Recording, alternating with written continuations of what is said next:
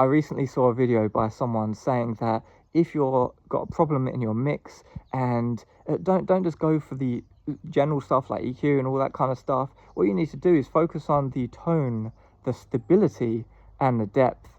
And I saw that, I was like, what's he talking about? Like, what does that even mean?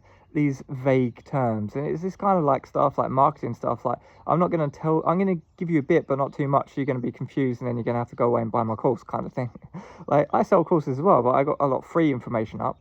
I've got an entire free course on compression, and I've got nothing wrong with just telling people the information. So right now, the sun's shining in my eyes, it's sunset, and if I remove, I'm blinded. So what do? I put my hand up and block the sun. And if you were in a similar situation, I could tell you put your hand up and block the sun, and then the sun won't be in your eyes. Same thing with this thing that he was talking about. He was talking about a vocal being too kind of like harsh in the mix, too loud, but at the same time it sounded small. Well, that's indicative normally of you've got a resonance, often in the mid frequencies, for example, around 1 to 2k. Let's say, for example, 1.2k is a classic frequency for that. Just get TDR Nova, which is a free dynamic compressor, and turn down that frequency with a Q about 1, and then you can turn it vocal up overall after you've balanced that resonant out, and now you've got a fuller vocal overall, because you've not got those screaming resonances in the vocal, and you can turn it up overall and it will sound better and clearer overall. So there you go, I've just told you the solution to that